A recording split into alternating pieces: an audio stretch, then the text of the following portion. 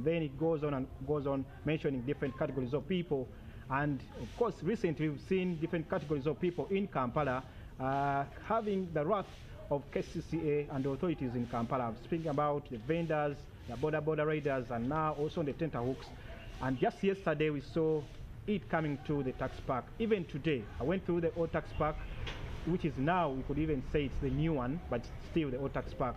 Many passengers are still stranded, even up to now. Even if you go downtown, you see many stranded, just because some stages are now marked as no parking area for the taxis. This is why I'm at the home of the Lord Mayor, because he's the chief superintendent of our city, but he's also the deputy president, vice president of the PFT, People's Front for Transition. Good morning to you, Lord Mayor. Good morning, my brother. Good morning, viewers. This morning, the passengers can't find a taxi to take them out of the city. This is one of the places that are left out by the KCCA for the urban poor. Let me first correct the impression you have created in your intro, that it is the KCCA unleashing this terror. You said facing the wrath of the KCCA. That is not correct. You should say the wrath of the state, the wrath of the NRM government, because KCCA is just being used as a mask. When you talk about KCCA, you go back to the law. The definition is clear. It is the Lord Mayor, Deputy Lord Mayor, and the authority councillors. But we know that is KCCA. That is the definition of KCCA. And myself, the Lord Mayor, the councillors, the mayors of the division urban councils, we have nothing to do with this brutality going on. Absolutely nothing. It's all being orchestrated by the state, implemented by their agencies, not KCCA as an institution, but individuals within KCCA, and overseen by the RCC, by the ministers in charge of Kampala, and the other technical people, but not necessarily the KCCA as an institution. Because with the KCCA we sit in the executive, that is SEC, presided over by myself. We have council, which is the ultimate policy-making organ, and also other entities like division urban councils. That is the structural framework of the institution, and that's how policies and issues are generated. This is not happening. You know, the viewer out there, when he is watching you speaking like that, he knows that once he steps into the city, he's looking for the new or tax park that are supposed to be managed by KCCA on their behalf. And when they see such confusion, they look at you as the elected authority. Exactly. And what should they be doing in such a situation? Because we know now, even right now, you see police and military guarding the tax park. Good thing I've been around for some good time. That whole saga started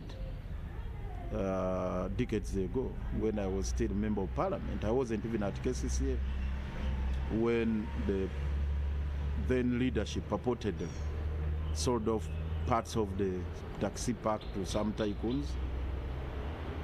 They sliced up certain plots. They called them peripheral plots, and said they would leave only the carpet for the taxis. But still, when you measure up the part which was sold off, it encroaches even on the carpet. Actually, even the carpet cannot even be of any use without those plots. We fought the battles. Since then, when I was member of parliament, we started with the parliament, we would go into the streets and everywhere. And I must say, we had succeeded in making it difficult for them to get possession of the same. For the last so many decades, we had succeeded. But right now, I think there are new maneuvers that are being made. They seem to be now using other avenues, now unleashing terror and force. And of course, the leadership of the taxis being, I don't know, a little meek and not so much assertive and aggressive, they are exploiting that environment. You know, these tax operators who were operating on the streets, you then chase them off the streets. I'm not saying you as the Lord Mayor, but the authorities, that the powers that be, chase them off the streets. They get into the tax park as schools were about to reopen, just 2 days to the opening of the schools. They feel that maybe now we are just used to take back the students to schools, and now that they are back to school, you are taking back the tax park to its, in quote unquote, their owners. They are supposed to be the tax operators and the passengers. They are left in a state of confusion. Where should they go now? Those who are parking in the spaces that are now being demarcated, where should they be going? They are confused. I associate myself with their concerns. I share their concerns. And of course, that is also my position. When you point the fingers at me, that you, maybe I represent KCCA. Fine, I can't run away from that fact that I'm part and parcel of the institution. But now the issue is, yes, actually, in the run-up to the opening up of schools, there were those engagements the taxi leadership had with the central government over the issues, and they put across the issue of saying, you see, you're taking these kids back to school. Now, how are they going to travel?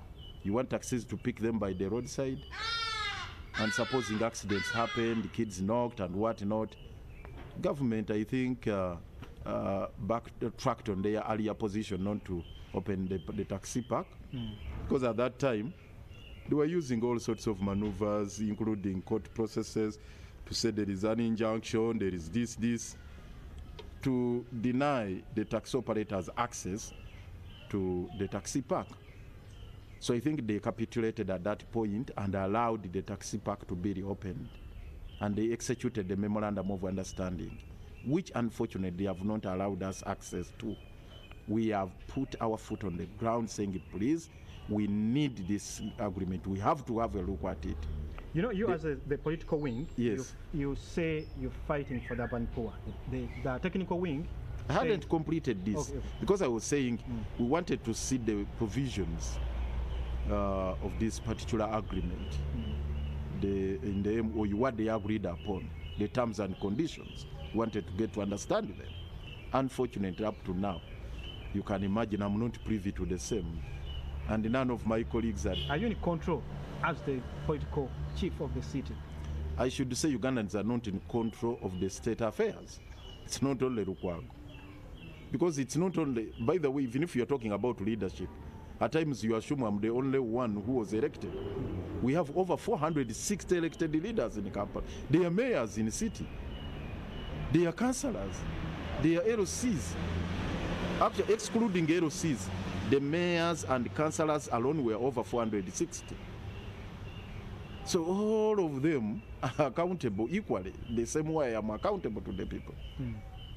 But just like the entire population who are supposed to have the sovereign authority over the governance of the country, the leaderships are also, the leaders have also been rendered, have been decapitated. So this is the challenge we are having. Actually, the root cause, the problem, the deepest problem we have in this country is the state capture. That's what we have always stressed in PFT. So in this front for transition. Yes, People's Front for Transition. That Ugandans have no control over the state affairs, over their destiny, management of their own affairs. They have no control. And this is a reflection or manifestation of the same. So going back to that issue, we sat as council, and I presented the report together with my executive, because I have ministers. We sat in this executive, prepared the comprehensive report about the taxi park, how it should be reopened, how it should be managed, the staging and whatnot, and on the question of the alienated plots, we resolved as SEC and presented it to council for ratification or debate and consideration that those particular plots should be repossessed and those purported tycoons be compensated some reasonable amount, if not what exactly they paid. That was our resolution. And now we are getting we are surprised to see. Of course, that was SEC. They may argue that probably they are waiting for the final decision of council. Will you sit again as the council because you sat? Yeah, certainly that is entirely the prerogative of the speaker to call the business committee, because the matter was referred to a particular committee, and we're waiting for a report of the committee, and I have registered my concerns that committees should not delay on processing reports. They should be, when we present our reports as the executive to council, they should be processed very fast. Okay, we shall be following that conversation. But also yesterday, many people, especially those coming from Kawempe South, and entire Uganda, where in the evening they got the news, the information about the arrest or the abduction of the former MP for Kawempe South, Honorable Mubaraka Munyagwa, who is also a member of PFT and a member of FDC, where you subscribe as a political organization. Up to now, do you know where the whereabouts of Honorable Munyagwa? Well, we are in a wild goose chase because since we got the news last evening, we've tried to touch base with the people he was moving with and the relatives. Unfortunately, there's nothing forthcoming. We are not getting any clue as to exactly what happened, how he was picked, where he was taken. We are just going to embark on the search this morning to check at all the gazetted and known detention facilities within Kampala and see if he could be there.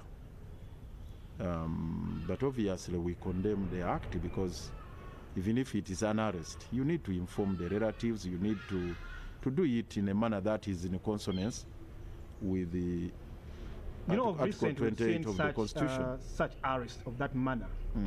This is not the first one. Were you surprised? What does this point to, and especially in a situation like this, that we've seen this is not being the first one? Of course, it's the order of the day. It's Pandagali. We have told you Pandagali is back. It has always been with us, at least for as far as I can recall the days Mr. Museveni changed from the Museveni we knew, who was a revolutionary, or the Museveni was presented to us as younger people. As we were growing up, we were told that this is a revolutionary who came in with a fundamental change to put a curtain on the history of this country, bad history of this country, and open up a new chapter. Little did we know that actually we are going to witness a reincarnation of even worse than what his predecessors did.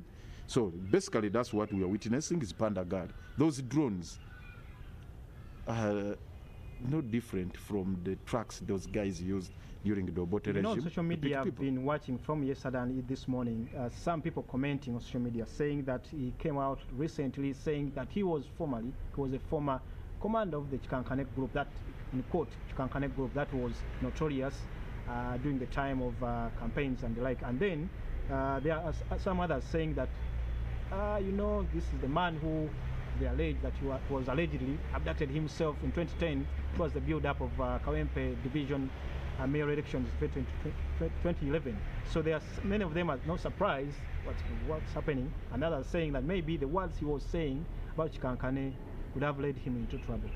Either way, whether he talked about Chikankane, because I'm told now, at least from the news you have been giving us, that Chikankane is part and parcel of the establishment. So that wouldn't be a problem, because now they pose no threat to the state. And if anything, actually, they said they are on the side of the regime. So how can that be a now problem, a reason for his arrest? But what puzzles me is the debate going on amongst Ugandans with lots of conspiracy theories.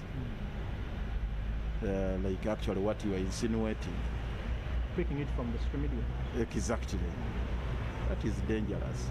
What is not dangerous? Maybe. You see, until we got the pictures of Kakwenza and Masereka from Kasese, People doubted that they were subjected to that horrendous torture, being beaten to pulp. People doubted it. There is even some NRM apologist who is well educated. I watched him on TV say, those guys are lying. Anyway, let me mention his name, a former president, a former president of Uganda Law Society. You can imagine, a whole former president, Chinobe, Simon Peter Chinobe, saying, Kakwenza, where is the evidence? You get it? You first ask, is it even constitutional for you to just pick somebody, understand like that? And also, you the victims of these excesses of the regime, please, let's stop creating this kind of environment that will give them room to unleash terror on us. Because once you give these conspiracy theories, you create a preponderance of doubt that probably this man was not arrested, he abducted himself, he's playing market tricks, and so on and so forth. You are giving room to these people to go away with their thing. It's very, very dangerous. So please, let's give a benefit of doubt to the person who has been subjected to this kind of illegal treatment. You know what is undoubted is the issue that's surrounding the political opposition, main political challengers or political leaders. Of recent, I think you've also seen that there are leaders from the Democratic Party, from National Unity Platform, from the FDC, trying to be, at this critical time, be the ones that seem to be attacking each other. Muganda agamba nti akasobo tekannafa nti omukira gwa mutandise okugabana omukira gwa jembe. You see, on social media, even on media platforms, the opposition members attacking themselves openly, leaving the one they're supposed to be maybe pointing the guns to. The biggest stumbling block we are having in the struggle to liberate this country is actually that particular issue you're talking about. Petty partisan rivalry. We seem to be hedged into our own political formations, competing against our own colleagues for political space, which political space is increasingly shrinking to a point that it may even totally fizzle out. So there is very limited political space left for the opposition to play some little role in the governance of this country. But that's the small space we are copying. If it is a circle, you get a small arc like this. I'm not a good mathematician, but just a small arc like this from a huge circle. And it's the one now we are fighting over, fighting for, struggling for, which is very, very absurd. The biggest part of this circle is monopolized and dominated by the NRM junta. So what we need to do is to put our act together to recover this huge circle which is under captivity. Unfortunately, it seems to be very simple, but it's not appreciated by many. It hard 2026. The way I don't want to focus about 2026. I know, but what is happening now? What does it tell about the journey we are making as the opposition towards where you want to be as the opposition, no matter the time? The journey you were talking about towards where we want to be. We want to be in power, but the so way... I need to be educated about it. What I'm saying is, yes. In Senene, the grasshoppers are in the bottle. But if they start the way, if the opposition acts like grasshoppers in a bottle, does it make it any easier for you to capture power, which is your ultimate goal? Of course, we have played our role. Personal, at least, my conscience is very clear that the command under Article 3 to all able-bodied Ugandans of majority age, at least I have played my role, my part. No matter the insults, no matter the slander that is being subjected to us, the libel, the accusations, the malicious allegations, and so on and so forth. No matter whatever people say, at least I am convinced, because that's what matters ultimately, according to your conscience. Have you done enough within your capacity? At least we have done so, including making a humble appeal, persuading your colleagues that please, let's not take that course of getting at each other's neck, like you've said, grasshoppers eating each other. No. Let's focus our attention to that direction where our efforts are needed. Thank you. If that point is not appreciated, it's not my problem. All right, thank you so much. The Lord Mayor, also a lawyer, he's also the Vice President for... But you've not allowed me to put notice to other stakeholders that this issue, you see, like you had said, it all started with, just a quick one, it started with the street vendors. And they said, those ones should go, now it is with the taxis. A notice has already been given to the borders by Chofa Togavie, the state ministers. And yes, and sooner than later, you also who is in a comfort zone, whether you were operating from a shop or whether you were in the social media, they are coming for you. That is where I also began. This is where you started from. Yes, they are coming for you. So please, we are in this together. It's not for Munyagwa, Kakwenza, it's not for whoever, it's for all of you, it's for all of us. Tukesalucha. Yes, abataxi musitukiremu mbegayiride ddala bakulembeze. Rashid Sekindi. What are you telling them when you say Basitukiremu they should rise up? What are you telling them to do? No, that is incitement to violence. That's not true. When I tell them Musitukiremu is to do what is required of them as leaders, to say please, this taxi park is gazetted as a parking area ground, as a terminal for taxis. It's not a commercial area. And that's the point we have made. Your taxi park, si commercial area, si maduka. Your taxi park, ya motoka. So kugamba buli bana bagagga bali munana. Motoka, taxi park ya motoka ezikozesebwa abasaabaze bano bamufuna mpola. Ezikozesebwa abavuzi ba taxi bwandibadde nga bagamba nti bamufuna mpola, right? Yes, kubanga issue eri nti kyewagambye ba urban poor nammwe njagala okibagamba bannayuganda mu planning yaffe tugamba ku site eri inclusive erimu abanaku n'abagagga. Kakati ebifo by'abanaku bigenda biggwawo, omutembeeyi nga bamukuba bamufulumya, twagamba tumufunireko streets ezimu wayina okukolera, tubaterewo ne evening markets. Natandise okulaba ne minisita ba Kampala ne ba RCC nabo batandise okukyusa olulimi baga kakati oba tukyuseemu tulabe nti abatembeeyi bafunawo babiri ate nga byebateekeddwa okukola ffe bwe twabiyisa dda mu kanso. Kakati taxi togenda kuzijjawo kati, ekyo tekikulimba okutuusa ng'ozimbye eggwanga lino okoze trayini. Kakati ne baleeta emisolo ejja taxi zimba train eggwanga lyonna ne wansi eyo underground wano wetutudde. Muganda wange Stephen Mbidde wansi waali badde eyo nga nayo omwaliro munene abali eyo mu train bangi batambula nga tuwunzika kyembadde nkugamba. Kati nzikiriza katono nnyo ku kyemisolo. Yes, teeka lino ab'etaxi njagala obbagamba eriyo misolo gwe baleese 12. 12 gyasazibwamu kooti. Gino giri 6 naye bagamba kusasula 6 nezigwamu naye babaga kusasula mwaka giri 7 mu something ne baga nti za ggwanga lyonna eti emitwalo 22 mu gyo emyaka emigundi. Naye obuzibu obuli kirimu nti ezo si za KCCA zonna. Etteeka lyaleeteddwa Rafael Magezi, si lyaffe.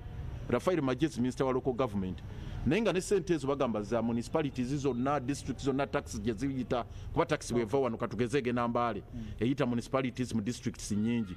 Ffe tubagamba ffe tulina buvunaanyizibwa ky'okusololeza districts endala zonna ne municipalities endala, ffe batubulireko ka portion yakaffe akatono ke tuba tusasulira. Ate ne paaka nga yaffe nga KCCA kubaka tulina ab'e Nateete bakola mu taxi park e Nateete eyo ya ntale si yaffe akadde nyalanka we munabuddu munno Farida Nakazibwe kubanga essaawa eno ya mwasize mutya. Thank you so much mwanyinaze Farida nsonyiwa. Thank you so much Omulodi w'ekibuga who is also the Deputy President for the People's Front for Transition, is also a lawyer and of course the Chief Political Superintendent of the city. Stephen Imbido and Fefe Chibuga, the views or the questions I've been putting to the Road Mayor just because I get them wherever I move across Kampala and across the country. I get them from the field of the people and then I have to put them to the people who are supposed to be addressing them. Stephen Imbido and Fefe Chibuga on behalf of the entire team, production, technical, social media, and the news team, and of course Idris Matuche Segawa, who was with you from 6:30. We say thank you so much. We'll see you tomorrow at 6:30. Now.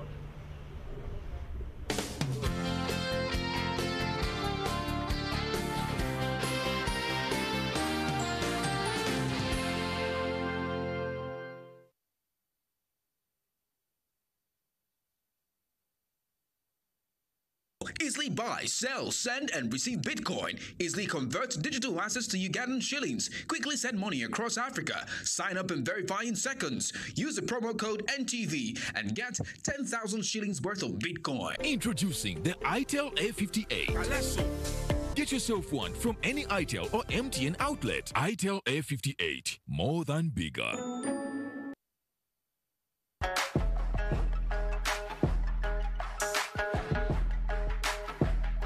All right, thank you for being back here. We are still continuing with our conversation. Earlier on, we were talking about telltale signs of using, transitioning our children from using diapers, how to know that they are ready, and there was so much to learn. So if you have